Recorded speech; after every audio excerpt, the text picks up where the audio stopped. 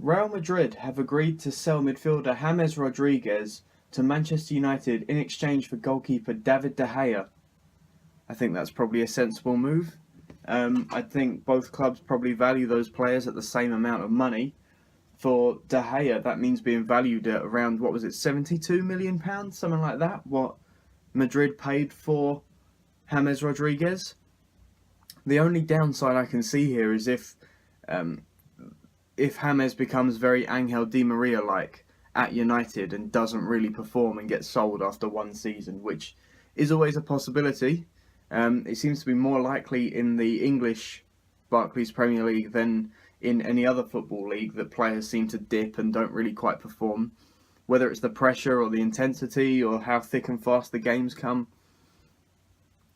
If the deal goes through, I'd say both sides have won and got what they wanted. But we'll have to wait and see. Real striker Alvaro Morata has made multiple offers to leave the La Liga side next season, including approaches from Chelsea, Tottenham and Manchester United. The reason he went back to Madrid was because they had a buyback clause of around £16.5 million in his contract when he was at Juventus, when he was sold to Juventus. I believe it was the same fee that Juventus paid Real Madrid for him, so it effectively became a loan deal. And so I wholly believe that he was never meant to be at United long term. He only moved back there so he could move on for a much larger fee 6 months, 12 months, 18 months down the line.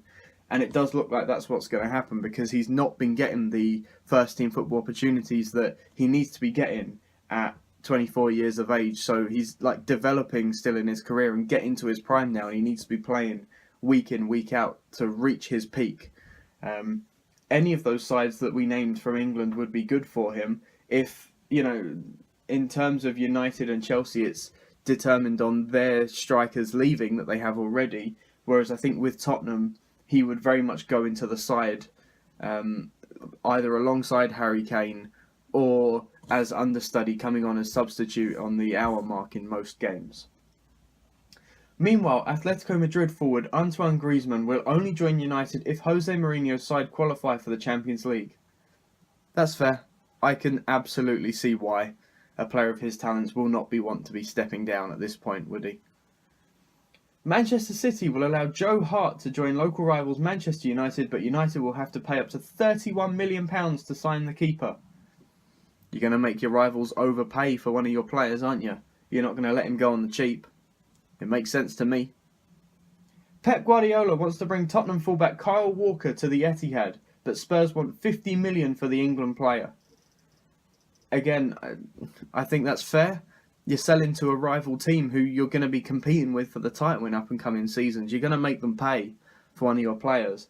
Even saying that, I think Kyle Walker is one of the best right-backs in the world right now. And if you're looking at one of the top players in any position in the world right now, you're looking at upwards of 50 million to get them in your squad. So I can see, on some hands the price tag is very fair, on other hands it's still very inflated, but I think that's just the way the footballing landscape is right now at the very top. The best talent's price is extremely inflated because there are so many good clubs vying for what is quite a small pool of very talented players. Arsenal have opened talks with Southampton over defender Virgil van Dijk, with Liverpool and Everton also interested. Yeah, you can add almost every other top club in the world to that list, including Barcelona, Real Madrid, Manchester United, Liverpool, Manchester City. The list goes on and on. Surely he's going to move somewhere this summer. He just has to decide where he wants to go. Chelsea are still the favourites to sign Monaco midfielder Timon Bakayoko, despite interest from Bayern Munich and Juventus. Again, when you've got all those top clubs vying for your signature, you get to pick where you want to go. Either that or you just pick the one that offers you the most money. I haven't seen much of the player. I don't really watch a lot of French league football. I find it quite boring, even though it's rather similar to the Premier League, or maybe the most similar to the Premier League of any league out there. But I've not really done much scouting on the player myself, so I can't really comment. Blues boss Antonio Conte believes it might be impossible to keep Eden Hazard at Stamford Bridge if Real Madrid make an offer for the forward. Look, it doesn't matter what team you're at, what team you support. If Real Madrid come in with an offer for you, you don't get an opportunity like that more than once in your lifetime. You can see what it did to the likes of Gareth Bale. He was very happy at Tottenham, and as soon as Madrid came in, woof, he was off. There's just something about them that completely changes the way you think about football and about your career. Everton manager Ronald Koeman has told midfielder Ross Barkley that he will be sold if he does not sign a new £100,000 a week contract. How anybody can refuse or have second thoughts over £100,000 a week baffles me. But if he thinks he can get better elsewhere, good luck to him. You know, if he went to China, he could probably double, triple, quintuple his wages if he really had wanted to. But that's a very mercenary thing to do, is go off to China or the Middle East or America or something like that. The history and the glory very much is still in Europe, and I think especially in the UK where it's so tight and there are so many clubs fighting for not many places at the very top. Tottenham striker Vincent Janssen says he is not leaving Tottenham despite a disappointing season. The 22-year-old has scored twice in 24 Premier League appearances. Yes, he's had a disappointing season. Yes, he's still very young. Yes, he's still got a long way to go. And I think Tottenham might be the number one club for nurturing talent like that and bringing it through. They've made missteps in the players they've signed, of course. And right now, Vincent Janssen is definitely on that list of missteps alongside, I think, Moussa Sissoko, where they've just not got as much as they were expecting, or they've not quite got enough out of these players. But that doesn't mean by any means that he's done at the club. If Mauricio Pochettino still has faith in him to do a job, then there's no reason why he should want to leave. If he's happy where he is, or he feels he has more to give, let him try. Crystal Palace and Bournemouth are both interested in signing Queen's Park Rangers midfielder Ryan Manning. I've never heard of this kid before this thing I've just read. I've never heard of him.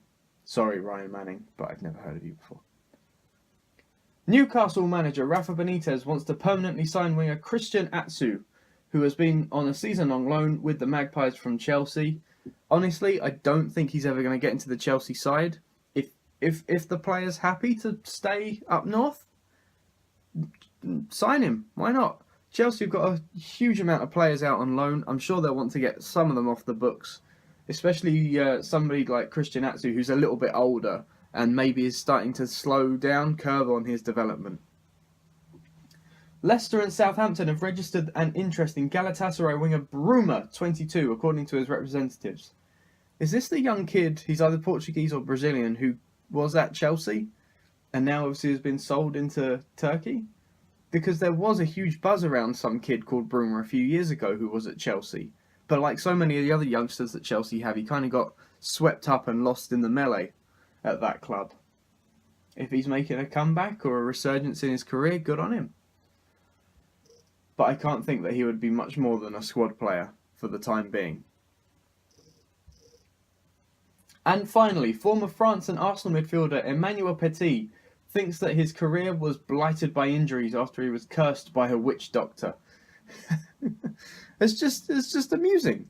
It's just amusing. You know, I'm of the belief of those things are stupid and you make your own luck in this life. So if he wants to think that, good on him. I'm not gonna knock him at all. I can just sit back and think it's amusing because I don't believe in such things. Anyway, that's all we've got for today. Thank you very much for watching. See you next time.